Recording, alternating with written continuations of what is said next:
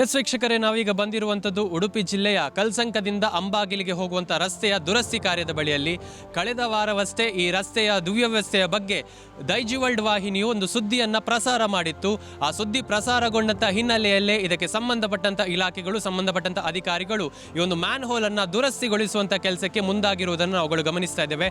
ಸ್ಥಳೀಯವಾಗಿ ಇಲ್ಲಿ ಒಂದು ಖಾಸಗಿ ವಿದ್ಯಾಸಂಸ್ಥೆ ಇದ್ದು ಪ್ರತಿನಿತ್ಯ ಸಾವಿರಾರು ವಿದ್ಯಾರ್ಥಿಗಳು ಈ ರಸ್ತೆಯಲ್ಲಿ ತೆರಳುತ್ತಾರೆ, ಸಾವಿರಾರು ಪ್ರಯಾಣಿಕರು ಈ ರಸ್ತೆಯಲ್ಲಿ ತೆರಳುತ್ತಾರೆ.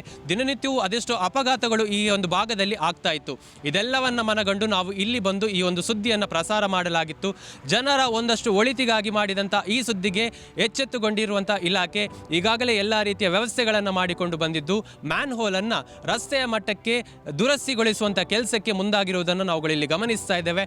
ಇನ್ನಷ್ಟು ಇಂತಹ ಸುದ್ದಿಗಳಿಗೆ ನಾವುಗಳು ಯಾವತ್ತೂ ಕೂಡ ಮುಂದಿರ್ತೇವೆ. ಯಾಕಂದರೆ ಜನರ ಒಂದಷ್ಟು ಒಳಿತಿಗಾಗಿ ಮಾಡುವಂಥ ಸುದ್ದಿಗಳಿಗೆ ಸದಾ ನಾವುಗಳು ಮುಂದಿದ್ದು ನಿಮ್ಮ ಜೊತೆ ನಿರಂತರವಾಗಿ ಇಂತಹ ಯಾವುದೇ ರೀತಿಯ ಸಮಸ್ಯೆಗಳಿದ್ರೂ ಕೂಡ ದೈಜಿ ವರ್ಲ್ಡ್ ವಾಹಿನಿಯನ್ನು ನೀವುಗಳು ಖಂಡಿತವಾಗಿ ಸಂಪರ್ಕಿಸಬಹುದು. ಇನ್ನಷ್ಟು ಇಂತಹ ಸುದ್ದಿಗಳಿಗಾಗಿ ನಿರಂತರವಾಗಿ ನೋಡ್ತಾ ಇರಿ ದೈಜಿ ವರ್ಲ್ಡ್ 24x7.